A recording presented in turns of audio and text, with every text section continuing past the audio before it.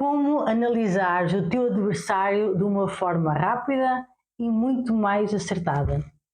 É sobre isso que vamos falar hoje. Provavelmente alguns de vocês ainda não estão preparados para isto, porque nunca vos foi ensinado. E não é tão fácil assim, é a última parte deste conteúdo que eu vou passar. Mas como em tudo, com a prática tu vais ficar um expert no tema. E vais ficar muito mais à frente dos teus adversários, que provavelmente nunca ouviram falar disto e simplesmente não sabem como avaliar, né? Muitos de vocês só pensam no adversário desta forma: o meu adversário é lento, o meu adversário, por exemplo, no ténis ou no pádel, tem uma esquerda fraca, corre pouco, perde a cabeça. Então, acelerares um jogo por um jogador lento é bom, não é? Se o teu adversário tem uma esquerda fraca, tu utilizares isso a teu favor, também é bom, não é? Essa é a parte visível do jogo. E jogares de uma forma adaptada, não é? Jogares com isso é bom, porque já vais ter aí algum conteúdo. Mas eu quero trazer-te aqui uma forma, este é o básico, né? Eu quero trazer-te aqui uma forma mais aprofundada de como tu consegues analisar melhor o teu adversário, né? Analisaste desta forma a parte física, né?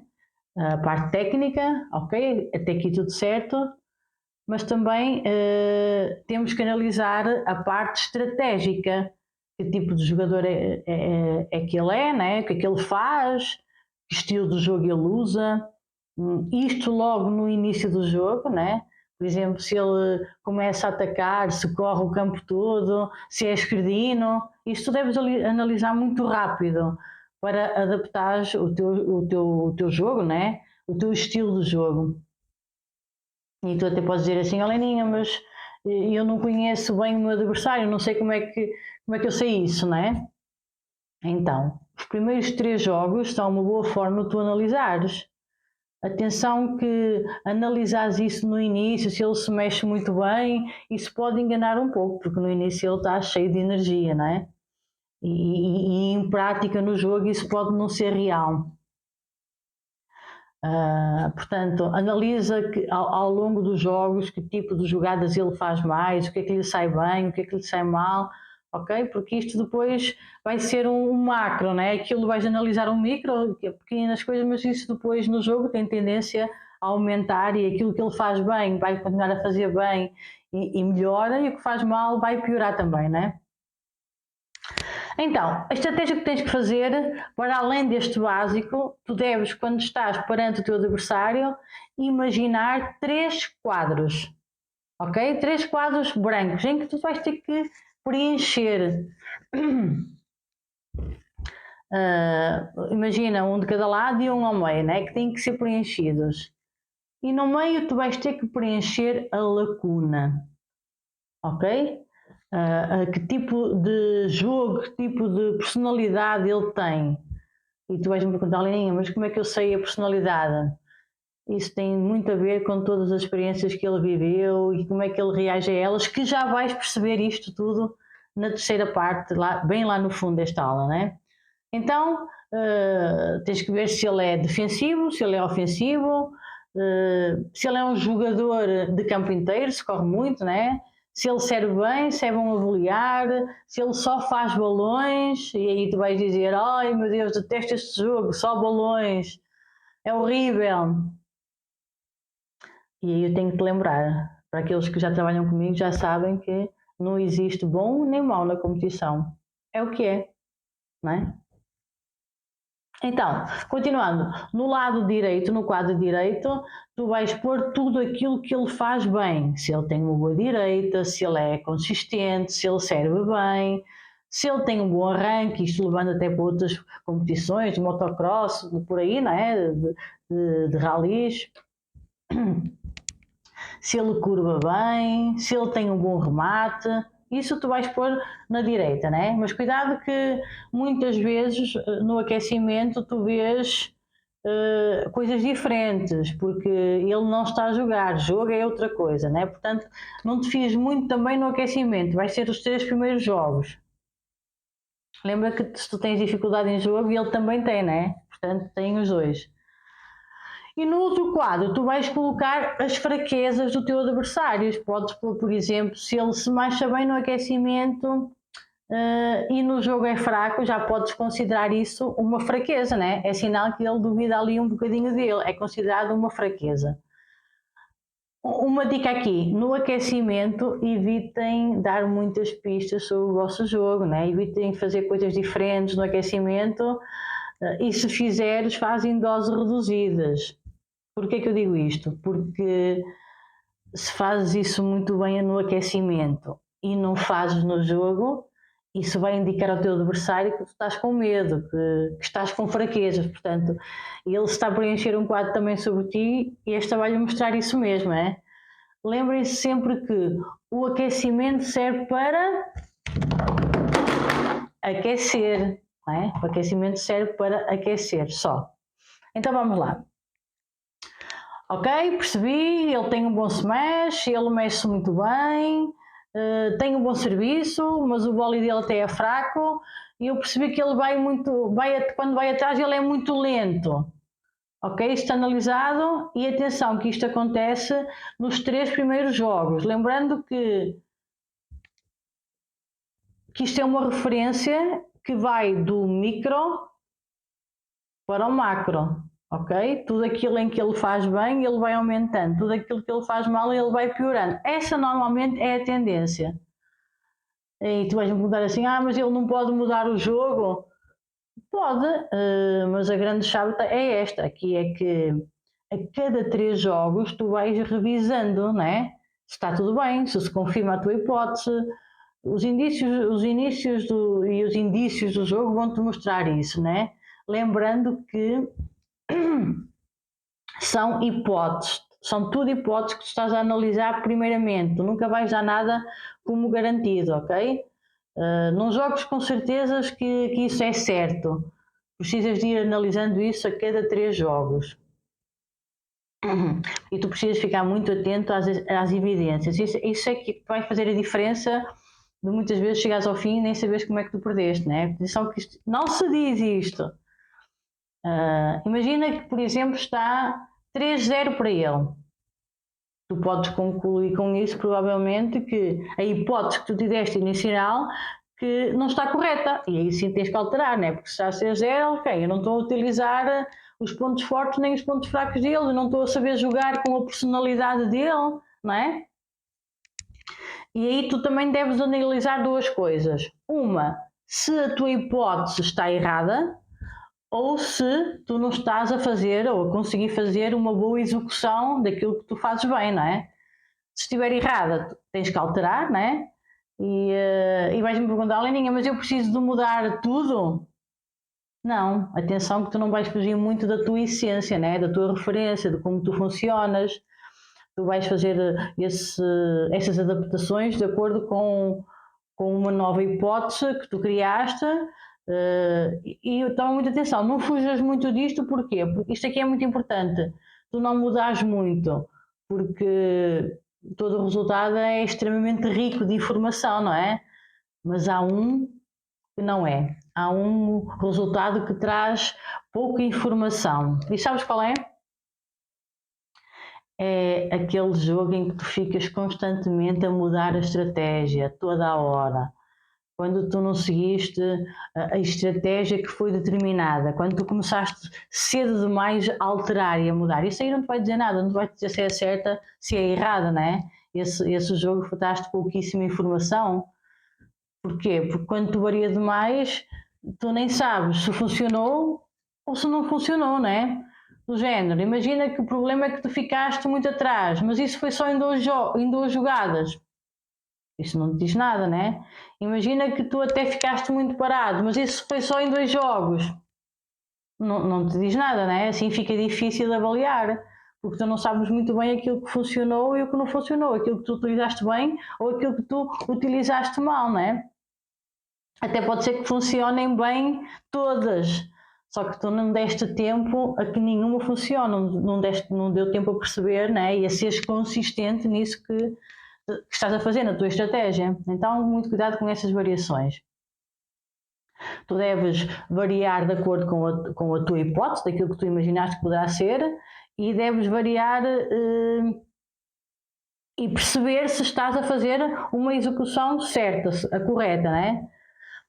Então vá, resumindo, tu colocas a tua hipótese em jogo e podes não estar a executar bem, ou a tua hipótese pode estar errada. São estas duas coisas que tens de estar muito atento, ok? Preencheste aqueles quadros, puseste uma hipótese de jogo, ok? Isto está-se a confirmar, não se está a confirmar, preciso alterar ou não preciso alterar. E eu estou a executar bem as coisas, sim ou não? Isto é muito importante, tu ires treinando, mesmo nos treinos, para tu começares a ficar ágil nesta matéria, né? Porque aí nesse ajuste tu tens que ser muito rápido. E muitas vezes é preciso ser humilde e admitir que a hipótese estava errada. Ok, fiz mal aqui, alterei, a minha hipótese estava errada, tenho que alterar rapidamente os quadros da direita e da esquerda. Tipo, imagina, eu até achava que ele é gordinho, mas ele mexe-se muito, ele está a voar o campo todo, né? Portanto, a hipótese está errada, né? Aí tens mesmo que fazer uma ação rápida e ajustar a tua estratégia, porque já não podes contar mais como sendo isso uma fraqueza dele, né? Tens que ajustar o teu jogo.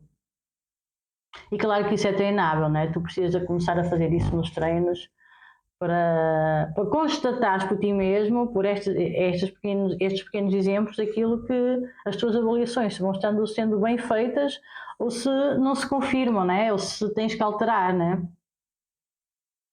Eu costumo dar o exemplo de como nós no amador, né? Falando aqui para também atletas amadores, no profissional já temos os analistas que fazem isso, mas nos amadores nós não temos um vídeo que nos possa ver, portanto nós temos que ser o nosso próprio vídeo. Eu recomendo até que tu utilizes um caderninho que vais apontando, ok, eu joguei contra este adversário, aqueles que tu costumas jogar regularmente. Qual é o ponto forte dele, qual é a fraqueza, né? Qual é o perfil de jogo dele, a personalidade, já vais perceber mais à frente. O que é que eu faço? E dessa forma tu vais aprendendo mais rapidamente a utilizar esta forma de avaliar, né? Deves mesmo conseguir mapear os teus adversários. Em cada 3 jogos, ok, tu vais revisando a hipótese, ok, que tu definiste, está certa, não está certa, a minha execução está correta, ok? E então, a outra questão que é muito importante é aquele que quase ninguém faz, muitos poucos sabem, que é tu conseguires identificar pelo formato do corpo do teu adversário algumas pistas. Desde os primeiros anos da nossa vida, desde a gestação até para aí aos 6 ou 7 anos de vida, nós passamos por dores e essas dores causam traumas, não é? A nossa mente, como foi feita para nos proteger, ela vai nos proteger e vai desenvolver recursos para nos proteger, não é? Só que os cientistas também descobriram que, além dos recursos mentais das nossas dores, que ela desenvolve para nos proteger, o nosso corpo também se transformou, adquiriu um formato para nos proteger dessas dores. E então isso veio definir os 5 traços de personalidade que vão sendo formados a partir dessas dores, desses traumas, que esses traumas poderão ser pequeninos ou grandes, e isso vai depender muito de pessoa para pessoa, e é preciso muitas vezes fazer uma análise mais profunda no treino individual para tu perceberes qual é o teu próprio, né? Mas a atenção é que aqui estamos só a falar para o teu adversário. Então, resumindo isto que eu estava a dizer, de uma forma mais sucinta, nós temos 5 traços, e cada traço tem uma dor e um recurso, né? E um formato de corpo. Então tu podes avaliar o teu adversário de várias formas. Existem aqui vários traços. O primeiro que eu te vou passar aqui é o esquizoide, que é aquele que tem medo, tem um grande medo da rejeição, e ele vais analisar o teu adversário desta forma, ele vai ter um corpo mais magrinho e ele vive um bocadinho no mundo da lua, né? Porque ele queria muito, ele é muito inteligente, mas ele vive um bocadinho no mundo da lua. Então, se tu encontrares um adversário assim, com um corpo magrinho, a cabeça um bocadinho maior, meio desengonçado, esse adversário não vai estar muito preocupado em fazer jogadas com uma bonita beleza, né? Não se importa da beleza das coisas. Esse adversário vai ter uma característica de um jogo muito ofensivo, mais aguerrido, ok? Porquê? Porque como ele viaja muito e ele não tem paciência para ficar a trocar muitas bolas e ele vai irritar-se facilmente, não é? Então, um bom jogo contra este adversário vai ser fazeres um jogo lento, um jogo chato, com muita consistência da tua parte. Atenção, lembrando que eu estou só aqui a falar do adversário. E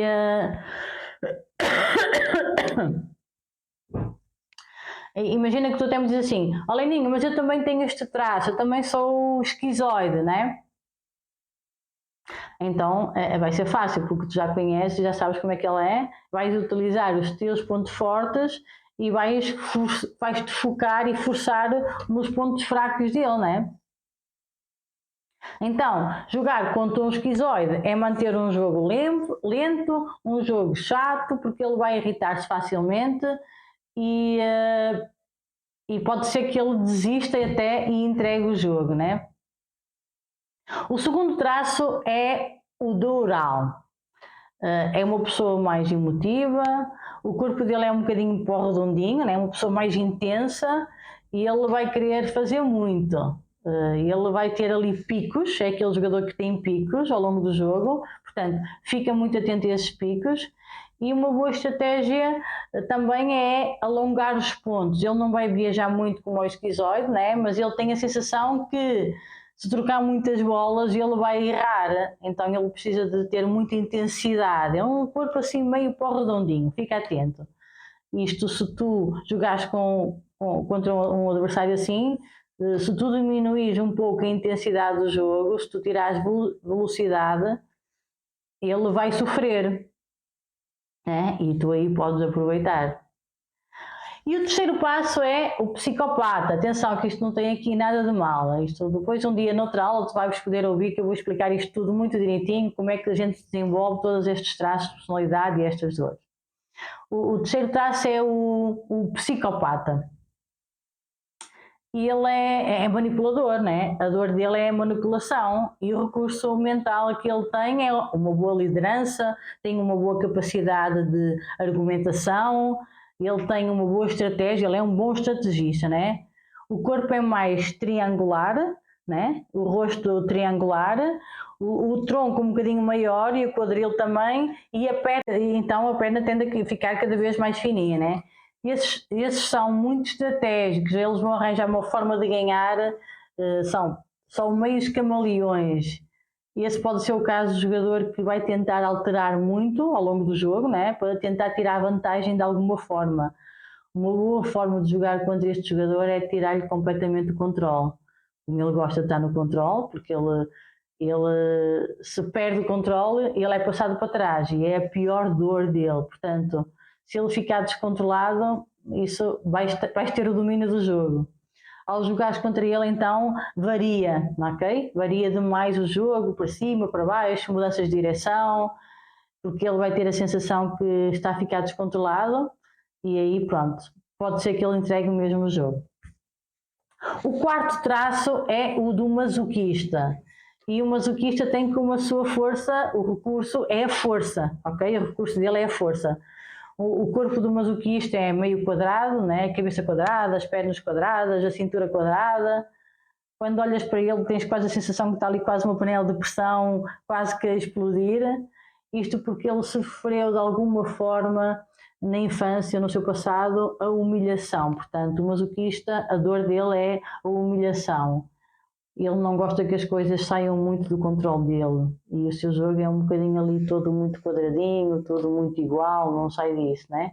Então, como é que tu podes jogar contra ele? Precisamente fazendo muitas variações, porque como ele gosta de organização, tudo muito organizado, se tu tirares essa organização, ele tem tendência a perder-se, né?